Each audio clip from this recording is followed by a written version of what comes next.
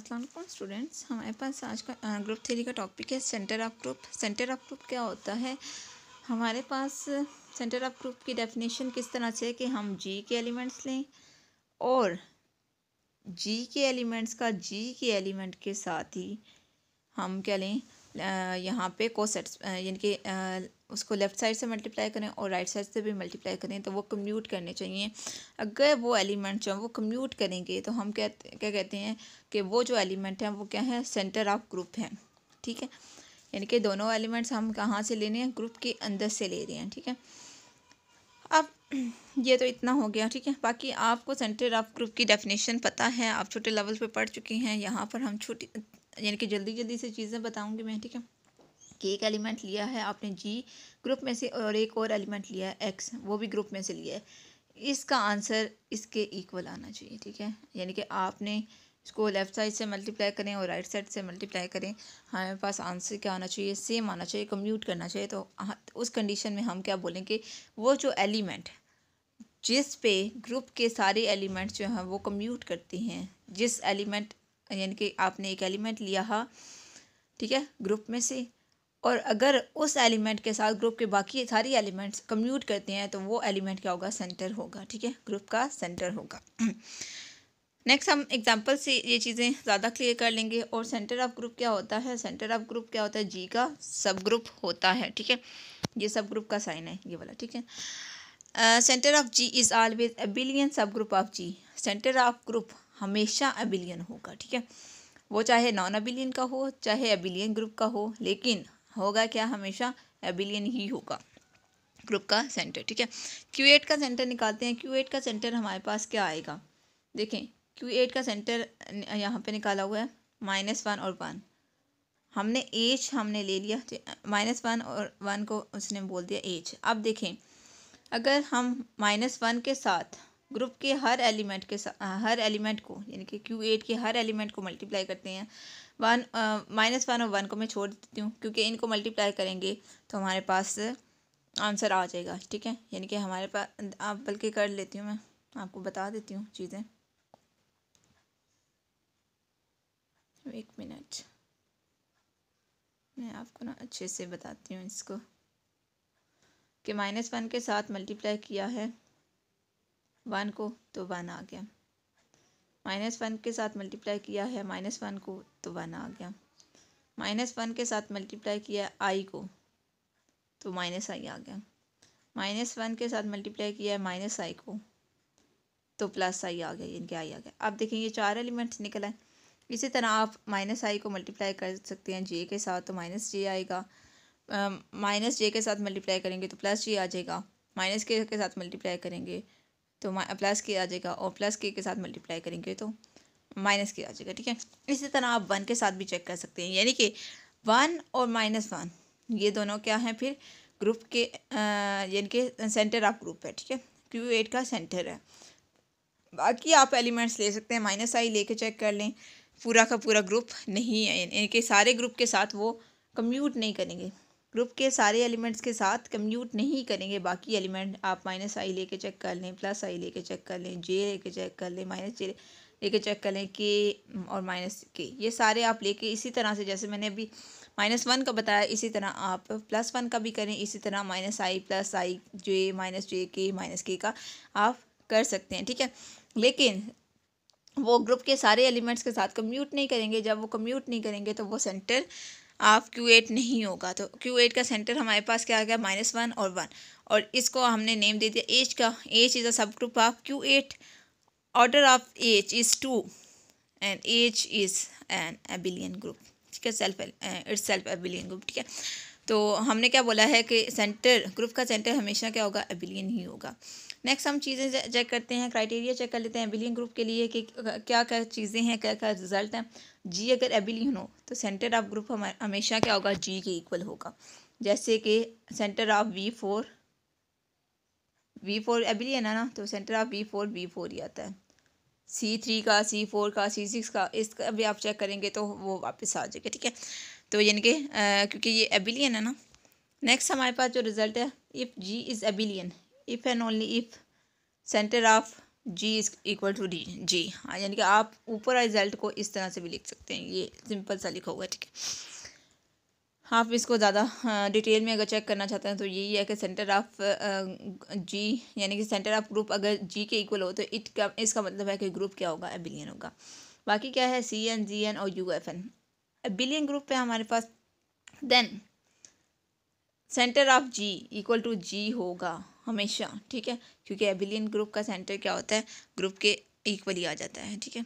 Non एबिलियन के case में हमारे पास सेंटर क्या होंगे, इन एस एन में क्या होगा, where N equal to one, then centre of S one हमारे पास एस वन के इक्वल आ जाएगा, क्योंकि एस वन में एक एलिमेंट है और एस वन भी हमारे पास एबिलियन होता है, ठीक है। और एस टू भी हमारे पास एबिलियन होता है, और एस टू के का भी सेंटर जो है एस टू वापस आ जाएगा।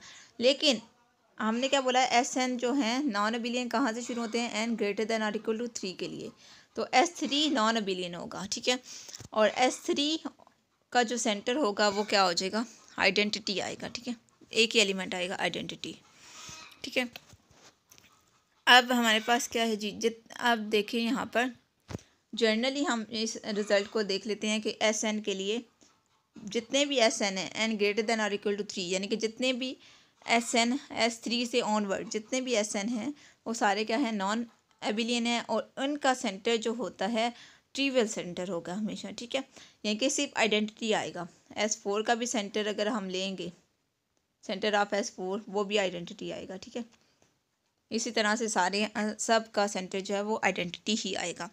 नेक्स्ट हम चेक कर लेते हैं अल्टरनेटिंग ग्रुप के लिए, कि अगर हमारे पास अल्टरनेटिंग ग्रुप हो A N where N equal to one, N equal to one के लिए हमारे पास क्या होगा, क्योंकि ए एन जो है वो हमारे पास एबिलियन ग्रुप होता है, तो इसका सेंटर में एक ही एलिमेंट होगा आइडेंटिटी, यानी कि सेंटर ऑफ ए वन हमारे पास क्या आ जाएगा, ए वन ही आएगा, ठीक है। और सेंटर ऑफ ए टू हमारे पास क्या आएगा, एस टू के इक्वल, और एस टू इक्वल होता है ए टू के, ठीक है। इट मीन्स के center of A two equals to A two, ये बात आप कह सकते हैं, ठीक है, ये बात। अब सेंटर ऑफ ए थ्री भी हमारे पास एबिलियन होता है, सेंटर ऑफ ए थ्री भी हमारे पास ए थ्री के इक्वल आ जाएगा। लेकिन यहाँ पर आप जनरली आप देखें, अगर एन जो है n greater than or equal to four हो, ए एन अल्टरनेटिंग ग्रुप के केस में, ठीक है, तो तब हमारे पास सेंटर क्या बनेगा, आइडेंटिटी आएगा। जैसे कि एस एन के केस में हमने क्या पढ़ा था कि n greater than or equal to three होगा जब, तो हमारे पास सेंटर क्या आ जाएगा, आइडेंटिटी आ जाएगा, ठीक है। अब हम देखते हैं डी एन के केस में। डी एन का ऑर्डर क्या होता है, टू एन होता है, आप सबको पता है। डी एन अगर एन ऑड हो जैसे कि 2, 5, 7, 9, 11 इस तरह से, ठीक है, तब हमारे पास सेंटर क्या बनेगा, एक ही एलिमेंट आएगा आइडेंटिटी। लेकिन अगर हमारे पास एन इवन हो, ठीक है, तब हमारे पास सेंटर क्या बनेगा, ई और आर रेस्ट पा एन बाई टू, ठीक है। मैं इसको लिख देती हूँ, ठीक है, ये चीज़ें क्लियर कर लूँ एंड देन आपको लिख के बताती हूँ कि अगर इवन हो तो ई और आर की पावर एन बाई टू आएगा। और ये आर यहाँ पे क्या किस चीज़ को डिनोट करता है, R is the rotation through 180 degree. R क्या है, 180 डिग्री की रोटेशन को डिनोट करता है। अगर हमारे पास D2 हो, D2 के लिए अगर हम निकालते हैं सेंटर, ठीक है, D2 का सेंटर हमारे पास क्या आएगा, एन हमारे पास अब 2 हो गया, आइडेंटिटी तो आएगा, आर की पावर एन क्या है, 2 है, 2/2 करेंगे तो 1 आ जाएगा, यानी कि आर आ जाएगा, ई आर। ये हमारे पास D2 का सेंटर है, ठीक है। इसी तरह आप D4 का निकाल सकते हैं, D4 भी इवन है, और आर के केस में हमारे पास जस्ट आइडेंटिटी आएगा, ठीक है। इसमें एबिलियन और नॉन एबिलियन का कॉन्सेप्ट नहीं है, ठीक है। डीएन के केस में डीएन का यही जनरल फार्मूला था, जनरलाइज फॉर्म थी जो मैंने आपको बताई है, ठीक है। नेक्स्ट हमारे पास देखें D5 का, 5 क्या है, ऑड है, तो इसका ये निकला, और D6 का आप इस तरह से निकाल सकते हैं, यही आएगा, ठीक है। नेक्स्ट हम करते हैं पी ग्रुप। पी ग्रुप हमारे पास क्या होते हैं, पी ग्रुप ऐसे ग्रुप होंगे जिनका ऑर्डर जो है पी की पावर में होगा, प्राइम की पावर में होगा, ठीक है। जैसे कि हमारे पास Q8 है, Q8 का ऑर्डर हमारे पास क्या होता है, 8 होता है, इसको हम लिख सकते हैं 2 की पावर 3, ठीक है। और 2 क्या है हमारे पास, प्राइम है, ठीक है। और जो हमारे पास पी ग्रुप होते हैं टू इस टाइप के, यानी कि इस टाइप के ग्रुप जो होते हैं पी ग्रुप होते हैं जो प्राइम की पावर में होते हैं, ठीक है। यानी कि Q8 हमारे पास क्वाटर्नियस जो है वो पी ग्रुप है। नेक्स्ट हम चेक करते हैं, G is non abelian group of order P Q, then order of centre of group is equal to P और order of centre of group is equal to C P क्या है, ये जो C2 C3 होते हैं, यानी कि nth root of unity जो होती हैं उनको हम CP का नेम दे रहे हैं। P stand for prime number यहाँ पर आएगा, ठीक है। यहाँ पर मैंने भी आपको बताया Q8 का ऑर्डर क्या होता है, ये होता है, ठीक है। ये आपके सामने लिखा हुआ है ऑर्डर क्या है, इसका 8 है और इसको आप इस फॉर्म में लिख सकते हैं, ठीक है। Q8 का सेंटर हमारे पास क्या आएगा, Q8 का सेंटर का ऑर्डर क्या आता है, 2 आएगा, क्योंकि आपको पता है Q8 के सेंटर में दो एलिमेंट्स हैं, -1 और 1, ठीक है। तो इसका ऑर्डर क्या है पी, यानी कि सेंटर का ऑर्डर क्या है, 2 एलिमेंट है तो 2 हो गया ना, ऑर्डर 2 हो गया। तो हमारे पास यही था ना कि अगर हमारे पास पी क्यूब ग्रुप हो non abelian, Q8 non abelian है ना, ठीक है, पी क्यूब का टाइप का, ठीक है। तो सेंटर का ऑर्डर क्या होगा, पी होगा। तो यहाँ पर 2�3, 2 क्या है, पी है, यानी कि प्राइम है, पी की जगह 2 लिखेंगे, ठीक है। तो हमारे पास सेंटर का ऑर्डर क्या आ जाएगा, 2 आ जाएगा। या आप लिख सकते हैं center of G center of Q8 equal to C2, ये भी आप लिख सकते हैं, ठीक है। यहाँ पर सारी चीज़ें लिखी हुई हैं, आप इजीली चेक भी कर सकते हैं, ठीक है। नेक्स्ट हमारे पास रिजल्ट है, centre of finite P group is non trivial. Centre of finite P group का जो सेंटर होता है वो नॉन ट्रिवियल होता है। जैसे Q8 क्या है, फाइनाइट पी ग्रुप है, ठीक है, और इसका सेंटर हमारे पास नॉन ट्रिवियल आता है, ट्रिवियल सेंटर नहीं आता, ठीक है। ऑर्डर ऑफ ग्रुप इसको P⁻n, यानी कि इसमें भी आप Q8 वाली एग्जांपल ले सकते हैं। Q8 का ऑर्डर क्या है, P की पावर 3 में है, यानी कि P की पावर n में है। तो हमने क्या बोला है कि जो इसके सेंटर का ऑर्डर होगा वो क्या हो, ग्रेटर देन और इक्वल टू P हो। तो यहाँ पर सेंटर का ऑर्डर क्या आता है, Q8 का आपको पता है सेंटर में 2 एलिमेंट्स होते हैं, तो Q8 का ऑर्डर क्या आता है, 2 आता है। तो ये ग्रेटर देन और इक्वल टू 2 हो गया ना, ये कंडीशन फुलफिल हो जाती है। नेक्स्ट हमारे पास है कुछ चीज़ें याद रखने वाली हैं। जनरल लीनियर ग्रुप में जनरल लीनियर का अगर सेंटर निकालें, ठीक है, जनरल लीनियर ग्रुप का अगर हम सेंटर निकालते हैं तो इसका सेंटर क्या आता है, scalar matrices of order n×n where R is finite field. R हमारे पास क्या होनी चाहिए, फाइनाइट फील्ड होनी चाहिए। इसी तरह centre of general linear group of FQ में हमारे पास क्या है जी, n>1 होना चाहिए, यानी कि 2 3 कोई भी रखें। FQ में आप ले सकते हैं, आप ये वाली फील्ड ले सकते हैं, G3 वाली n/2 ले, ठीक है, और ये फॉर्मूला लगाएंगे तो Q3 यहाँ पे क्या होगा, Q होगा, Q-1 करेंगे तो 2 आ जाएगा, यानी कि इसका ऑर्डर क्या आ जाएगा, यहाँ पे 2 आ जाएगा। इसी तरह आप स्पेशल लीनियर के लिए भी कर सकते हैं। स्पेशल लीनियर का आप इसके सेंटर का ऑर्डर आप फाइंड करने का, यानी कि इस टाइप का MCQ आ सकता है। n हमेशा जो है 1 से बड़ा होगा और इसका GCD फाइंड करेंगे, यानी कि n के साथ और Q-1 के साथ आप GCD लेंगे, जो भी GCD आएगा वही स्पेशल लीनियर ग्रुप के सेंटर का ऑर्डर होगा।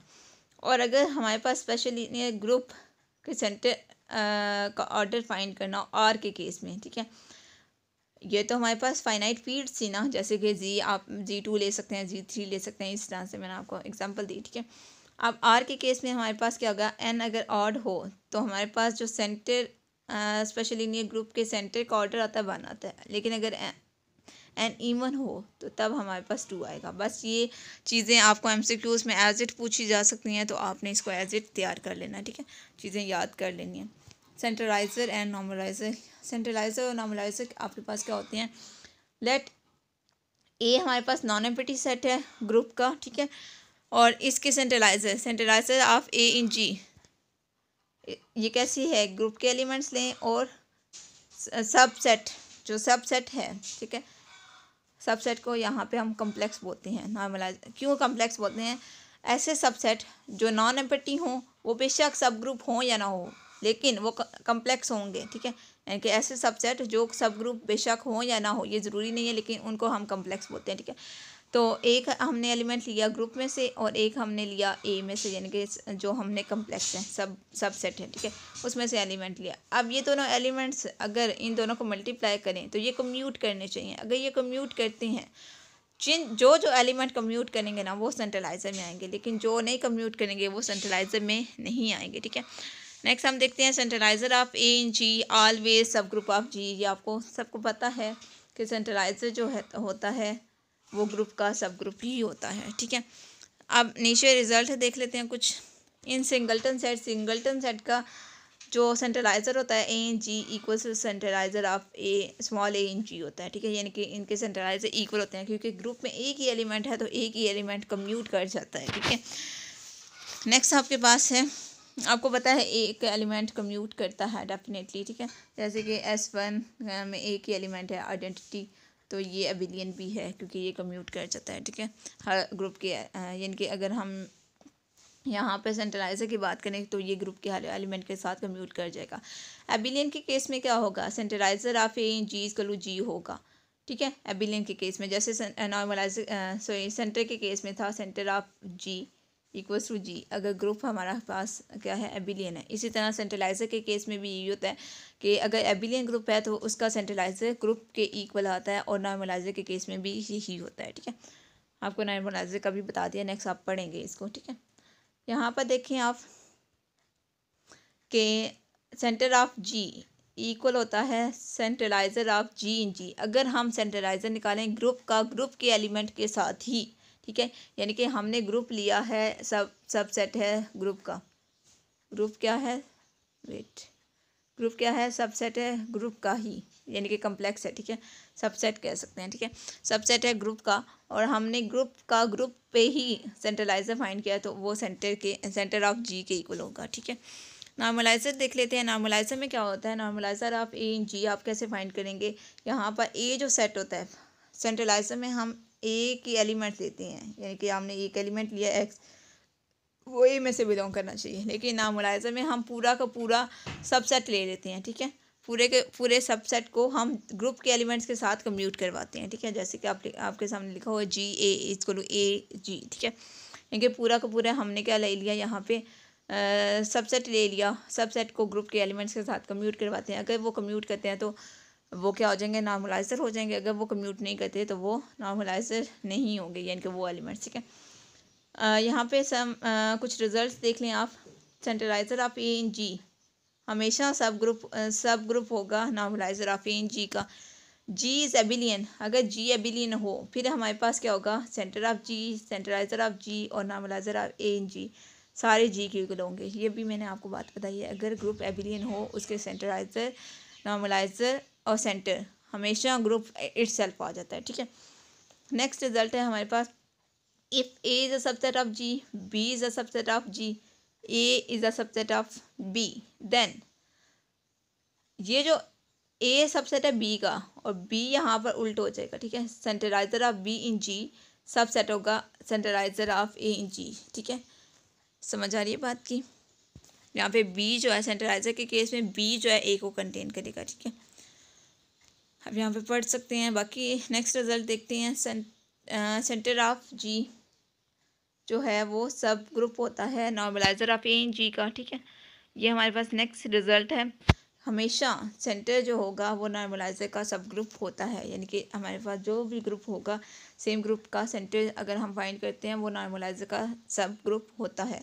नेक्स्ट जो रिजल्ट है, लेट ए हमारा एच जो है वो सब ग्रुप है जी का, ऑर्डर ऑफ एच 2 है, then centre of H in जी इसको नॉर्मलाइजर ऑफ एच इन जी। अगर ग्रुप जो एच है वो सब ग्रुप है जी का, अब वो कम्प्लेक्स की बात नहीं कर रहा है, यानी कि सबसेट की बात नहीं कर रहा, यहाँ पे ग्रुप की बात हो रही है। अगर एच है ग्रुप का, यानी कि एच जो है वो जी का सब ग्रुप है और एच में 2 ही एलिमेंट है क्योंकि एच का ऑर्डर क्या है 2 है, then centralizer of H in G equal होगा normaliser of H in G के, ठीक है। नेक्स्ट हम रिजल्ट देखते हैं। Let G be a finite, G क्या है, फाइनाइट ग्रुप है और ए बिलोंग कर रहा है सेंटर ऑफ जी से।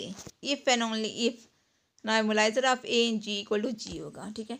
अगर ग्रुप हमारे पास फाइनाइट है और हमने जो एलिमेंट लिया है ए, जिस पे हम नॉर्मलाइजर चेक कर रहे हैं वो सेंटर का एलिमेंट है, उस केस में हमारे पास क्या होगा, नॉर्मलाइजर ऑफ ए इन जी क्या होगा, जी के इक्वल होगा। ठीक है, ये भी रिजल्ट है, स्पेसिफिक रिजल्ट है, ये आपने तैयार करने हैं, एमसीक्यूज आ सकते हैं इस टाइप के पीपीएससी में। ठीक है, सिमेट्रिक ग्रुप के लिए हम पढ़ते हैं। ठीक है, इसके लिए भी सिमेट्रिक ग्रुप का हमने सेंट्रलाइजर कैसे फाइंड करना है, सेंट्रलाइजर का ऑर्डर बेसिकली। ठीक है, सेंट्रलाइजर का ऑर्डर कैसे फाइंड करना है, जो सेंट्रलाइजर के एलिमेंट्स आएंगे, ठीक है, उनका ऑर्डर। सिमेट्रिक ग्रुप में हमारे पास क्या है, sigma m cycles in S n, और इसका ऑर्डर हम कैसे फाइंड करेंगे, देखें, ऑर्डर ऑफ सेंट्रलाइज ऑर्डर है हमारे पास centralizer of sigma S N equal है M N minus M factorial. अगर हमारे पास फॉर एग्जांपल एम साइकिल है, यानी कि 3 साइकिल्स, ठीक है, 3 साइकिल्स हम देखते हैं S5 में। ठीक है, S5 कुछ और ले लेते हैं, S3 ले लेते हैं। ठीक है, S3 के 3 साइकिल, तो यहाँ पर हम क्या करते हैं, एम की जगह हम क्या 2 साइकिल ले लेती हूँ, वेट 1 कुछ और ले लेती हूँ, वेट, ताकि मैच ना करें ना, कुछ सिमिलरिटीज़ ना आए। ठीक है, इस तरह से। ठीक है, आप इसके हम सेंट्रलाइजर का ऑर्डर फाइंड करेंगे तो कुछ इस तरह से करेंगे, 3 4 माइनस 3 फैक्टोरियल। ठीक है, इस तरह से, और 3 तो 3 रहेगा, 4 माइनस 1 करेंगे तो 1 आ जाएगा, 1 का फैक्टोरियल 1 होगा। यहाँ पे आप S3 भी ले सकते थे। ठीक है, मैं उस तरह से भी आपको बता देती हूँ कि यहाँ पे अगर मैं लेती हूँ S3, ठीक है, तो यहाँ पर देखें 3 माइनस 3 0, 0 का फैक्टोरियल 1, तो हमारे पास 3 आ जाएगा। यानी कि सेंट्रलाइजर अगर हमारे पास इस टाइप के साइकिल दिए होंगे, ये आपने फार्मूला भी याद कर लेना है कि सम टाइम वो साइकिल दे देता है और सेंट्रलाइजर का ऑर्डर फाइंड कर लेता है, पूछ लेता है कि फ़लाँ, हाँ, यानी कि S3 है या S4 है। ठीक है, SN में इस टाइप के आते हैं, तो उनके सेंट्रलाइजर का ऑर्डर क्या होगा। ठीक है, कितने एलिमेंट्स उसमें आएंगे। ठीक है, ये बात पूछी जा सकती है, तो आपने ये फॉर्मूला याद कर लेना। नेक्स्ट हमारे पास क्या है, अगर ग्रुप हमारे पास P⁻n वाला हो और एज हमारे पास सब ग्रुप हो G का, और ग्रुप का ऑर्डर क्या हो P⁻n में, इफ़ P डिवाइड करता है G सच डेट एज को, यानी कि ये इंडेक्स है। ठीक है, then normaliser of H in G does not equal to H. आप यहाँ पर एग्जांपल भी ऐड कर सकते हैं। ठीक है, एग्जांपल मैं आपको ऐड करवाती हूँ। यहाँ पर आप देखें Q8 की एग्जांपल देती हूँ। ठीक है, तो एज यहाँ पे मैं लेती हूँ -1 और 1, -1 और 1 जो है वो एज इज़ अ सब ग्रुप ऑफ G है, यानी कि -1 और 1 जो है वो सब ग्रुप है Q8 का। तो इस डेफिनेशन के अकॉर्डिंग करते हैं, Q8 वेट Q8 का इंडेक्स लेते हैं -1 और 1 के साथ। ठीक है, ये हमने ले लिया इस तरह से, तो ये हमारे पास क्या आ जाएगा, 4 आ जाएगा। समझ आ रही है बात की। अब ये क्या आ गया, हमारे पास 4 आ गया है। ठीक है, then normaliser of H in G does not equal to H. ठीक है, एज के इक्वल नहीं होगा normaliser of H in G। अगर हम नॉर्मलाइजर फाइंड करेंगे तो वो वापस यानी कि -1 और 1 नहीं आएगा, यानी कि एज नहीं आएगा। ठीक है, यानी कि आप Q8 पे ये रिज़ल्ट लगा सकते हैं। ठीक है, ये रिज़ल्ट होल्ड करता है। नेक्स्ट एग्जांपल है S3 के लिए। ठीक है, S3 हमने लिया है, S3 में एक हमने ले लिया है, S3 का सबसेट ले लिया है, और ये सब ग्रुप भी है S3 का, वैसे ए और इसके इसमें एलिमेंट्स है। हमने नॉर्मलाइजर सेंट्रलाइजर फाइंड करना है और नॉर्मलाइजर फाइंड करना है। पहले हम सेंट्रलाइजर फाइंड कर लेते हैं। सेंट्रलाइजर में हमारे पास क्या होते हैं कि एक ग्रुप का एलिमेंट हो, ठीक है, और एक हमारे पास सबसेट का या सब ग्रुप का एलिमेंट हो। ठीक है, यहाँ पे क्योंकि सब ग्रुप हमने लिया हो, वैसे सबसेट बोलते हैं। ठीक है, यानी कि कम्प्लेक्स होता है ये। ठीक है, तो हमने क्या करना है, यहाँ पर एलिमेंट्स को बारी बारी देखें। बी का ए के साथ मल्टीप्लाई करेंगे, इसके बी आ गया, ए बी मल्टीप्लाई करेंगे तो ए बी आ जाएगा। इट मीन्स के B does not belongs to centralizer of A in G, क्योंकि ये दोनों कम्यूट नहीं कर रहे। एक आंसर आ रहा है ए स्क्वायर बी, और एक आंसर आ रहा है आपके पास ए बी। ठीक है, नेक्स्ट हम करेंगे now A B for A B को हम मल्टीप्लाई करते हैं ए से, तो हमारे पास आंसर क्या आएगा इसका, देखें सॉल्व करते हैं, करते जाते हैं, तो ए बी का हमारे पास ए बी इंटू ए का आंसर क्या आ जाएगा, बी आ जाएगा। नेक्स्ट आप नीचे देख सकते हैं। ठीक है, तो इसका आंसर हमारे पास क्या आ गया, बी आ गया। एक्चुअली हमको पता है कैसे करते हैं, मैं एक आपको सॉल्व करके बता देती हूँ। ए बी को मल्टीप्लाई कर रहे हैं ए के साथ, तो इसको मैं लिख सकती हूँ ए इंटू बी ए। बी ए का आंसर हमारे पास क्या आया है, ए स्क्वायर बी। ठीक है, ए स्क्वायर बी को मल्टीप्लाई करेंगे यानी कि ए के साथ, तो ए क्यूब बी आ जाएगा। आपको पता है S3 में ए क्यूब क्या होता है, ई होता है, इक्वल टू ई होता है, ई इंटू बी, बी आ जाएगा। ठीक है, मैंने ये वाला सॉल्व करके आपको बताया, ये वाला। ठीक है, तो इसका आंसर बी आया। आपने इस तरह से सॉल्व करना है। अब दूसरी साइड पे सॉल्व कर लेते हैं हम। ए को ए बी से मल्टीप्लाई करेंगे तो हमारे पास आंसर क्या आ गया, ए स्क्वायर बी। देखें दोनों का आंसर क्या आ रहा है, इक्वल नहीं आ रहा, एक है बी और एक है ए स्क्वायर बी, तो इट मीन्स के ए बी ए बी जो है वो बिलोंग नहीं करेगा सेंटराइजर ऑफ ए इन जी में। इसी तरह से आप बाकी एलिमेंट्स का भी चेक करेंगे, ए स्क्वायर बी को ए के साथ आप चेक करेंगे तो इनका भी आंसर जो है सेम नहीं आएगा। एक आंसर है ए बी और एक आंसर है आपका बी, तो ये भी सेंटराइजर में नहीं होंगे। इट मीन्स कि सेंटराइजर ऑफ ए इन जी हमारे पास क्या आएगा, वापस ए ही आएगा, ए के इक्वल होगा। ठीक है, बाकी एलिमेंट्स नहीं आएंगे इसमें। ठीक है, अब नॉर्मलाइजर की तरफ मूव करते हैं हम। नॉर्मलाइजर हम कैसे फाइंड करते हैं कि ग्रुप के एलिमेंट्स का जो सबसेट है उसके साथ हम कम्यूट करते हैं। ठीक है, कम्यूट करवाते हैं। बी के साथ कहते हैं बी ए हमने लिया। ठीक है, बी को मल्टीप्लाई करेंगे जो हमारे पास सब ग्रुप है ई ए और इसके। ठीक है, सब ग्रुप में इसको बोल रही हूँ क्योंकि ये S3 का सब ग्रुप भी है, वैसे हम सबसेट लेते हैं, कम्प्लेक्स लेते हैं। ठीक है, अब हमने ई ए और ए स्क्वायर के साथ हमने यानी कि बी को मल्टीप्लाई कर दिया है, तो हमारे पास B A square B A B आ गया। ठीक है, यहाँ पर ये साथ साथ आइडेंटिटीज भी लिखे हुए, ये भी आप चेक कर सकते हैं, यानी कि ये बी ए इक्वल होता है ए स्क्वायर बी के, बी ए स्क्वायर इक्वल होता है ए बी के। ठीक है, अब आपने क्या किया है, पहले आपने एक बार लेफ़्ट से मल्टीप्लाई किया, एक बार राइट से मल्टीप्लाई किया। ठीक है, बी को, तो अब आपने जब राइट से मल्टीप्लाई किया है ए बी, आपके पास ए बी को मल्टीप्लाई करेंगे तो वापस आपके पास क्या गया, B A B A square B, यानी कि पोजीशन चेंज हो सकती है लेकिन एलिमेंट सेम ही है। इट मीन्स के बी जो है बिलोंग करता है नॉर्मलाइजर ऑफ ए इन जी में, यानी कि बी जो है हमारे पास नॉर्मलाइजर है ए इन जी का। ठीक है, नेक्स्ट हम चेक करते हैं इसी तरह से ए बी एलिमेंट को लेते हैं, ए को इसको पहले लेफ़्ट साइड से मल्टीप्लाई करेंगे तो हमारे पास वापस क्या आ जाएगा, बी ए बी और ए स्क्वायर बी। अब ए को बी मल्टीप्लाई करेंगे ए बी से राइट साइड से, तब भी हमारे पास आंसर क्या आ जाएगा, A B A square B B, यानी कि यही तीन एलिमेंट्स आ रहे हैं।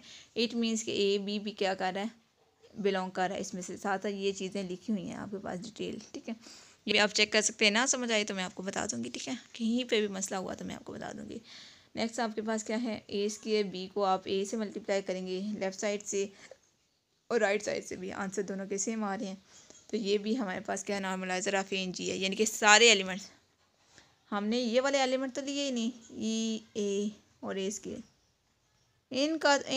इनका बारी बारी हमने ए के साथ कोई नहीं मल्टीप्लाई किया। क्यों नहीं किया, क्योंकि ये तो ए में है। ठीक है, ये तो मस्ट जो है वो वापस वही सेट आएगा। ठीक है, यानी कि हमारे पास ई ए और ए स्क्वायर वापस आ जाएगा। इट मीन्स के नॉर्मलाइजर ऑफ ए इन जी किसके इक्वल आ गया, जी के इक्वल आ गया। जी यहाँ पर क्या है, S3 है। तो नेक्स्ट हम देखते हैं, नेक्स्ट आ गया हमारे पास MCQs। Which of the following is not true for an abelian group. इनमें से कौन सा एबिलियन ग्रुप के लिए ठीक नहीं, ट्रू नहीं है। ठीक है, आपको पता है A B equal to B A, ये एबिलियन ग्रुप के लिए ट्रू है क्योंकि ये कम्यूट कर रहा है। X G equal to Y G, this implies X equal to Y, ये कैंसिलेशन लॉ है, ये भी जो एबिलियन होल्ड करता है। आपको पता है centre of G equal to G, यानी कि ये किसका सेंटर जी के इक्वल होता है, एबिलियन ग्रुप का। एबिलियन ग्रुप्स का सेंटर जो है उसी, यानी कि सेंटर ऑफ V4 एबिलियन है तो इसका सेंटर जो है V4 ही आएगा इटसेल्फ, ठीक है। तो ये भी एबिलियन ग्रुप के लिए ठीक है। तो हमारे पास एक ऑप्शन नंबर सी बच गई है जो कि एबिलियन ग्रुप के लिए ठीक नहीं होगी, यानी कि ये हमारे पास करेक्ट ऑप्शन है। उसने बोला है कि कौन सा ट्रू नहीं है एबिलियन ग्रुप के लिए। ठीक हो गया, बात समझ आ गई है। तो यहाँ पे आप एग्जांपल भी देख सकते हैं। C4 है, C4 में ये वाले एलिमेंट्स है E A और A स्क्वायर और A क्यूब, ठीक है। तो यहाँ पर आप देखेंगे तो उसने बोला था ये कंडीशन होल्ड करें, तो ये कंडीशन हर एलिमेंट के लिए होल्ड नहीं करेगी, ठीक है। ये कंडीशन हमारे पास एबिलियन ग्रुप के लिए होल्ड नहीं करती। तो इट मीन्स कि ये जो है ऑप्शन करेक्ट ऑप्शन है। नेक्स्ट है हमारे पास MCQ, centre of AN for all n greater than और इक्वल टू 3। सेंटर क्या होगा हमारे पास, आइडेंटिटी होगा, क्योंकि ये क्या है नॉन एबिलियन है। S4 क्या होता है, सॉरी A4 क्या होता है, नॉन एबिलियन होता है। और A4 का सेंटर क्या आ जाएगा, आइडेंटिटी आ जाएगा, ठीक है। ट्रिवियल सेंटर होगा A4 का। ऑप्शन नंबर डी इसकी ठीक है, आप इसको मार्क कर लीजिएगा।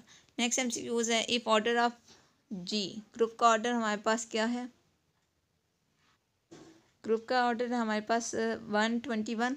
देन सेंटर ऑफ G का ऑर्डर हमने फाइंड करना है। तो सेंटर ऑफ G का ऑर्डर हमारे पास क्या आएगा, देखिए आप, ग्रुप का ऑर्डर हमारे पास क्या है 121। तो ग्रुप यहाँ पर आप 121 को लिख सकते हैं 11 रेज़ पावर 2 में, ठीक है। तो इट मीन्स कि हमारे पास सेंटर ऑफ G, इसका ऑर्डर हमारे पास क्या आएगा 121 ही आएगा। तो इसका ऑर्डर 121 आया। आपको पता है, आपने रिज़ल्ट पढ़ा हुआ है कि आपने 121 को मैंने किस तरह से लिखा है 11 रेज़ पावर 2 में। आपको पता है P की पावर 2, 11 क्या है यहाँ प्राइम है, P की पावर 2 की फॉर्म में जो हम किसी ग्रुप का अगर ऑर्डर लिख सकते हैं तो वो क्या होते हैं, एबिलियन ग्रुप होते हैं, ठीक है। जिनके ये जो ऑर्डर है 121, ये हमारे पास इस ऑर्डर का जो ग्रुप होगा वो एबिलियन ग्रुप होगा। और एबिलियन ग्रुप का सेंटर जो होता है वो इटसेल्फ होता है, यानी कि पूरा का पूरा ग्रुप आ जाता है। जैसे कि मैं आपको बता रही हूँ बार बार कि सेंटर ऑफ V4, तो ये V4 आ जाएगा। और इसका अगर ऑर्डर फाइंड करें सेंटर ऑफ V4 का तो वो 4 ही आएगा, क्योंकि V4 के ऑर्डर जितना होगा, V4 में 4 ही एलिमेंट्स होते हैं, V4 का ऑर्डर भी 4 है और इसके सेंटर का ऑर्डर भी 4 ही होगा। इसलिए हमारे पास जो है सेंटर ऑफ G, ये हमारे पास क्या आ जाएगा 121 आ जाएगा। मैंने आपको एक रिज़ल्ट पे बता दिया। G हमारे पास P क्यूब है। देन सेंटर, इसके सेंटर का ऑर्डर हमने फाइंड करना है where G is non abelian. G अगर नॉन एबिलियन हो तो इसके सेंटर का ऑर्डर आपको पता है P होता है। यहाँ पे आपको Q8 की एग्जांपल दी थी, ठीक है। Q8 में 3 रेज़ पावर 3 होता है, ठीक है, 2 रेज़ पावर 3 होता है और इसके सेंटर का ऑर्डर होता है 2। तो इसके अकॉर्डिंग आपके पास यहाँ पे 2 इज़ इक्वल टू P होगा। आपने रिज़ल्ट पढ़ा हुआ है, आप अच्छे से इसको देख सकते हैं, ठीक है। एज इट रिज़ल्ट ही है। नेक्स्ट हम देखते हैं कि MCQ से हमारे पास सेंटर ऑफ G इक्वल किसके होगा, सेंटर ऑफ G के इक्वल होगा। क्यों, अगर आप एक बार एक ग्रुप का सेंटर फाइंड करते हैं, ठीक है, ठीक है, तो से आपके पास Q8 का सेंटर आया था -1 और 1, ठीक है, और ये क्या है एबिलियन है, इसको C2 का नेम दिया है। अब अगर आप बार बार अब ये C2 का सेंटर फाइंड करना, ठीक है, दोबारा इसका सेंटर फाइंड करेंगे, बार बार सेंटर फाइंड करेंगे तो हमारे पास वही वापस आ जाना है, ठीक है, वही वापस आ जाएगा। जब वही वापस आएगा इट मीन्स कि हमारे पास क्या है, जैसे कि सेंटर ऑफ C2 हमारे पास C2 के इक्वल आता है। और C2 की जगह आप ये भी तो लिख सकते हैं सेंटर ऑफ C2। बात समझ आ रही है, पिक करें आप पॉइंट। मैं ये कह रही हूँ कि C2 हमारे पास क्या है, ग्रुप है, ठीक है, G है। C2 को मैं G का नेम देती हूँ। मैं कहती हूँ center of equal to G आता है, तो इस G की जगह ये भी तो लिखा जा सकता है सेंटर ऑफ G। बात तो